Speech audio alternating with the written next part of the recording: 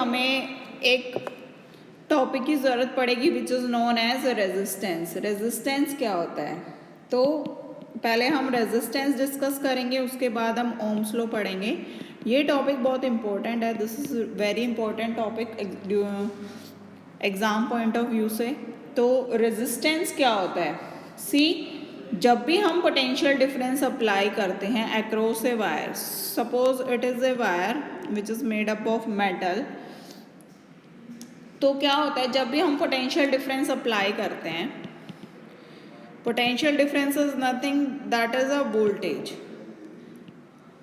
जब भी हम वोल्टेज अप्लाई करते हैं किसी भी कंडक्टर और वायर के अक्रॉस, तो क्या होता है जो फ्री इलेक्ट्रॉन्स होते हैं वो स्टार्ट करते हैं मूव करना, स्टार्ट्स मूविंग।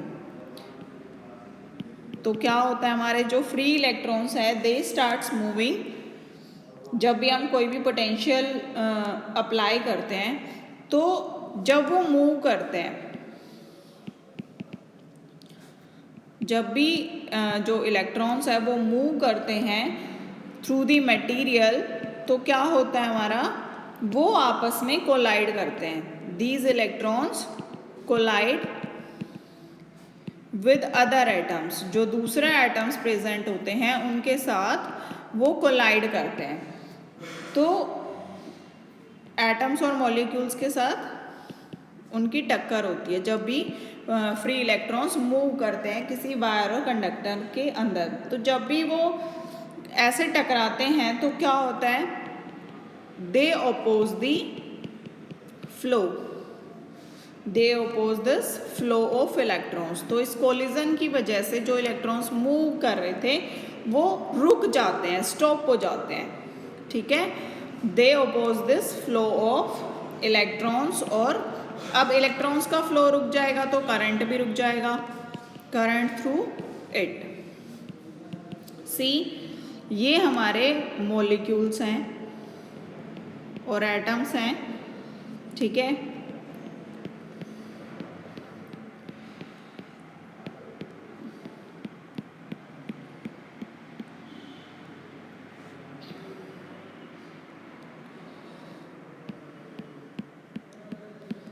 सपोज ये हमारा इलेक्ट्रॉन है, ये मूव कर रहा है, तो जब इलेक्ट्रॉन मूव कर रहा था तो क्या होगा, वो इन एटम्स और मॉलिक्यूल से टकरा जाता है। तो अगर ये टकराएगा दैट मीन्स कि ये रुक जाएगा यहाँ पे, तो ये फ्लो ऑफ इलेक्ट्रॉन्स जो है वो स्टॉप हो जाता है। ये स्टॉप होने की वजह से क्या होता है, हमारा करंट स्टॉप हो जाता है।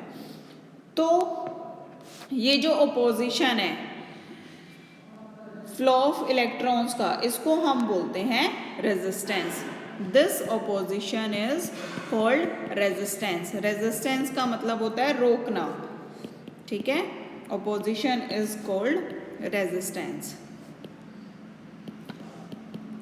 तो जब भी ये कोलिजन होता है तो एक हीट प्रोड्यूस होती है, ठीक है। तो कोलिजन होता है तो हीट प्रोड्यूस होगी। जो हीट प्रोड्यूस होती है that is due to collision of moving electrons with other atoms and molecules. तो रेजिस्टेंस क्या होता है हमारा, रेजिस्टेंस को हम कैसे डिफाइन करेंगे? Resistance is defined as the opposition offered to the flow of electrons, to the flow of current or free electrons, means current के फ्लो को रोकना, उसको हम बोलते हैं रेजिस्टेंस, इज कॉल्ड रेजिस्टेंस। अब जो रेजिस्टेंस होता है उसको हम कैपिटल R से डिनोट करते हैं। It is denoted by capital R। इसकी जो यूनिट होती है वो क्या होती है? See, unit of resistance is ohm, इसको बोलते हैं ohm. This is symbol of unit, this is the symbol of unit, ठीक है। तो हम इसको डिफाइन कैसे करेंगे इस यूनिट को? A wire is said to have a have a resistance of 1 ohm if 1 ampere current passing through the wire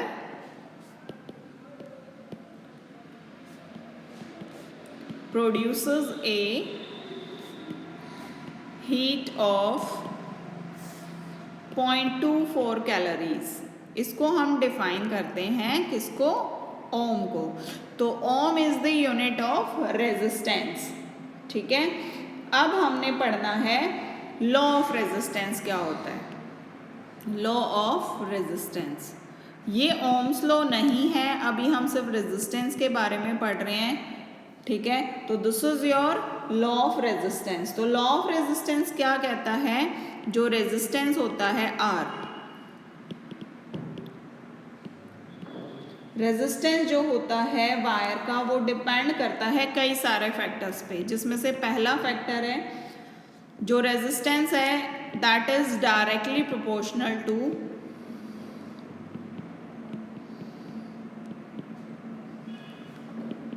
length of wire, length of wire, जिसको हम L से डिनोट करते हैं। तो इससे हम क्या कंक्लूड कर रहे हैं कि resistance is directly proportional to L। Consider कर लो ये एक वायर है जिसकी लेंथ है L और इसका एरिया ऑफ क्रॉस सेक्शन है कैपिटल A। ठीक है, तो अब हम यहाँ पे देखेंगे कि जो रेजिस्टेंस होता है इस वायर का R, वो किस पे डिपेंड कर रहा है? That is directly proportional to length, means length पे डिपेंड कर रहा है। Second, it is inversely proportional to area of cross section, cross section of wire. तो area means inversely proportional, that is 1 upon area. ठीक है, third, it depends upon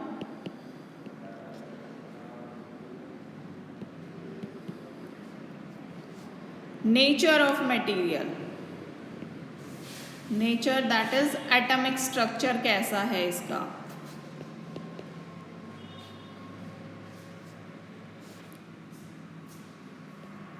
Atomic structure,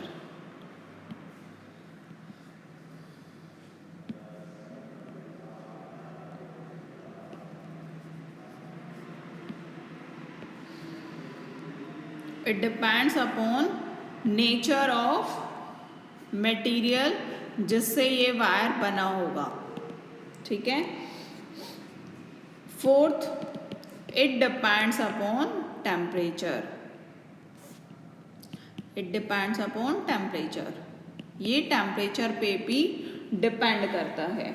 तो इन सारी चीज़ों से क्या हमें क्या निकल के आया? इससे ये निकल के आया कि जो रेजिस्टेंस होता है that is directly proportional to length and inversely proportional to area.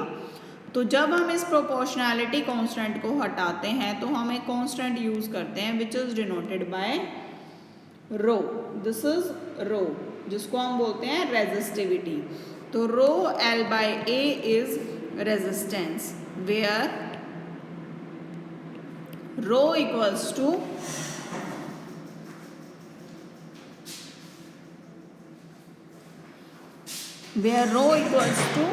Resistivity. ठीक है, रो हमारा क्या होता है? रेजिस्टिविटी। तो रेजिस्टिविटी क्या होता है? The resistance offered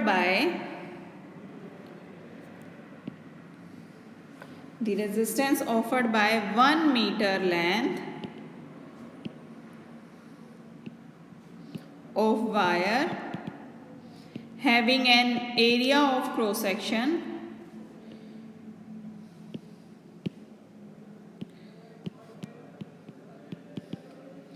of 1 square meter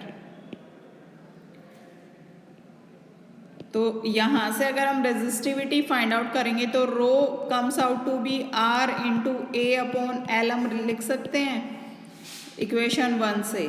हमने क्या किया, रो को एक तरफ रखा, बाकी टर्म्स को दूसरी साइड पे ले गए।